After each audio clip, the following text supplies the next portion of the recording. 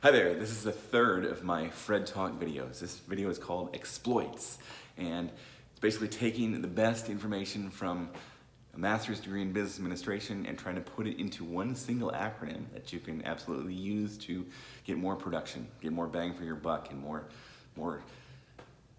better quality and decrease expenses. So, exploits. So the E stands for embracing constraints eliminates competition. And I would venture to say this is the secret of virtually any successful business. I'm just going to give you a few examples, but if you look at any successful business, you will see they absolutely do this. And when a business fails, like they're not doing it. So, I don't know, you talk about a business that's failing, J.C. Penney. They're not embracing a constraint right now. But let's talk about a successful business. There was a little girl, she said, I guess she said she wanted to be a supermodel, but she wasn't tall enough. Her sister was tall enough. Her sister earns like $20 million as a supermodel. So what did this shorter girl do? You know what? She embraced the constraint. She said, okay, I can't be a supermodel. Maybe I can create a makeup company. I mean, I don't know if she actually ever wanted to be a supermodel. It doesn't really matter. The point is, this Kylie Jenner embraced her problem, her situation, and she got really good at selling makeup, right? She was positioned, and obviously she had benefits, but she embraced the constraint. So I talk about J.C. Penney. What is their constraint? They used to have a constraint, and they embraced it. And by doing it better, fixing their constraint better than anyone else, they had this tremendous advantage. Look at any single company. It's like if somebody takes the time to embrace the constraint and to fix the problem, they eliminate the competition. So it's embracing the constraint helps us to eliminate the competition. So the X in the exploits acronym stands for X-ray your processes. And the idea is, how do you predict the future? Well, you X-ray the process. You see the things that happen again and again. You see the things that happen on Monday and Tuesday and Wednesday. The next week, maybe now we can start to predict what's going to happen on Monday, Tuesday, or Wednesday. Or we look within our processes and we see, we map out the value stream and we say, okay, there's this part. Every single time this happens, this other thing happens. So X-ray your process in order to see the future. So the P in the exploits acronym stands for proper buffer management, helps to eliminate Murphy's Law. A lot of people don't realize this Murphy guy was an actual person. Edward Murphy was a captain he was an engineer. And what he seemed to find is that he looked at systems and he said, it's fascinating. It's like the worst possible thing that can go wrong will go wrong, and it will always go wrong at the worst possible time. So the idea is proper buffer management is a way to fix Murphy's Law. So there's three main schools of process improvement. There's Lean, there's Six Sigma, and the theory of constraints. So go real quickly just to oversimplify what they do. In the Marines, let's say that you standardize everything. So if you have a company and everybody does everything exactly the same, well then you're going to minimize your buffers. Then you're going to eliminate Murphy's Law because every Marine is going to be able to to operate a firearm. You're never going to be in a position where you have somebody in the field who needs to operate a firearm who doesn't know how to operate the firearm because they make sure that every Marine knows how to operate the firearm. So that would be, maybe the Six Sigma way of doing it. Then you have this thing called Lean, and I kind of say it's like the Navy way of reducing buffers. So if you think about it, I think you have lots of different ships in the Navy, and let's say that a boat, this big, huge boat is going to go from Japan to Los Angeles. Well, on any given day, it's going to be maybe a little bit different from the next day. Well, the idea with Lean is that people stick with their processes throughout the entire value stream. So maybe we can do things a little bit differently on this boat than they do on a different boat, and that's okay because we are going to absorb our own buffers. Maybe what in Six Sigma, right, if a boat gets faster than normal, that's bad because there needs to be no variation. But in Lean, we can go a little bit faster today because over the course of our journey from, let's say, Japan to Los Angeles, we're going to absorb our own buffers, go faster or slower. So that would be Lean, and now the theory of constraints. Fascinating other way of looking at it. What if we don't have to necessarily do a lot of math, we don't have to necessarily do complicated formulas. Let's just look for the biggest constraint.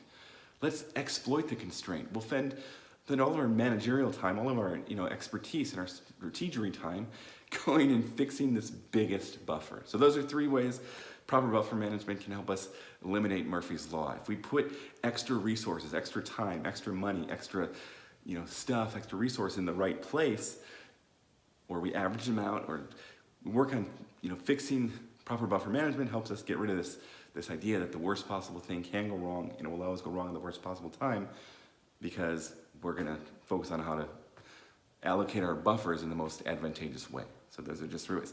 So the L stands for licity. There's something fascinating about simplifying things, simplifying it in the eyes of the customer. Or there's lots of different arguments about what does the definition of simplicity mean, but it's something to think about. And if we simplify things, then we can absolutely get an advantage, and it can help us increase the quality of our business. Now, I used to say that O in exploits means to don't oversimplify, and that is a tribute to, the Richard Feynman. Richard Feynman says there's this thing called the computer disease, and he says that it's like when we get into engineering, we get into automation, we want to spend like 10 hours automating a process that we're going to do one time, and it would have only taken like 15 minutes. So don't oversimplify. But then I started thinking about, it's not just oversimplify, it's like opposites, going back to like Aristotle.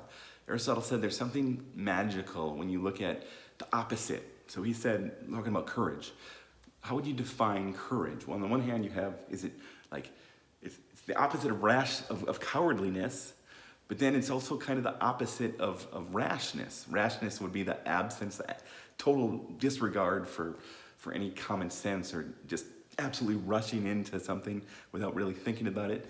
And then cowardliness is absolutely not being willing to take any chances. Aristotle said it's like the middle. So the principle here, I think, is to do the opposite. And if you look at, batch processing versus doing things one at a time, we find examples where they both work. So it's like, if we just look at our business, think about our most cherished ideas and just do the opposite, or consider doing the opposites. A lot of times, just thinking about the opposite will enable us to come up with the most valuable insight. So the I stands for innovate. Now there are schools on innovation, and talk to people that are engineering students, they're like, yeah, this is what we study. And imagine you can actually study innovation. So let me I have an acronym within the acronym. So the innovate acronym, the I stands for iterate. The N stands for like the news to be done. Figure out what actually needs to be done, and do that, right? Figure out the job that you're actually trying to create with the business. So then the O stands for observing customers, like actually go and look at the customers. So the V, victory from the first customer. Focus on that first customer and try to get that first, there's that video of the first follower. Focus on the first customer. Be nice to your mom, right? Because she's gonna be your first customer, right? So then the A stands for awe. A lot of times when we hear people complaining, we forget this is how we change the world. So when someone's complaining, maybe make a note of it. Write down what they're talking about, because that a lot of times can be the beginning of a tremendous business idea. So the T stands for test out the business model, and then the E, evaluate if it's working. So that's the innovate. The I stands for innovate, right? Then the T stands for testimonials. Go out and actually get testimonials. I have a FIRST acronym. You talk about sales, there's lots of different books on sales. How can we reduce that to one quick acronym? So the F stands for feel, felt, found. Think about sales conversations you've either had or you've done, and how many times did someone say, I know how you feel, I felt the same way until I found out. Now, so that's very powerful, but you have to use it with the I, which stands for integrity. You could do feel, felt, found, and maybe you can take advantage of people a few times, but you gotta have integrity. You don't have integrity, people are gonna take whatever it is you sold them, and they're gonna throw it at your head. So first, you gotta have feel, felt, found. It's powerful, but you gotta use it with integrity. You gotta actually sell them something that really matters. The R stands for have a real sales conversation. You work in sales, it's amazing how much energy we put into avoiding actually getting in front of the customers. So the S stands for smoking gun.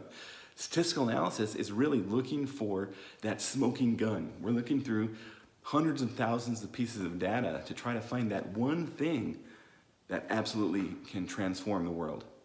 Statistical analysis is kind of an oxymoron. It's kind of like, taking a quantum leap. Quantum being the smallest possible step, and then the leap. It sounds like we're taking a big thing, but it's so statistically significant means it's very, very small. So forget about statistical analysis. I'm just saying we use statistics, we use numbers to try to find the smoking gun. We glean through all of these things to try to find that one piece of data that's going to say, wow, if I do this, I actually will transform my life, and that's why I'm going to buy your product. So that's why we use statistics. And then the T stands for testimonials. If we're not getting testimonials, we know we need to change something. So that's the T. That's the the T stands for take it away. It's amazing how many times when we're selling something, you go and you say, you want to buy it, you take it away, and then suddenly now the person wants to buy it. So that's the T in the exploits acronym. The S stands for 6S, sort, set, shine, standardize, safety, and sustain. And those are just ways to get cleaned up. So there we have it, the exploits acronym. Bracing constraints eliminates competition. But we take this acronym and hopefully it'll help us improve the quality of our businesses.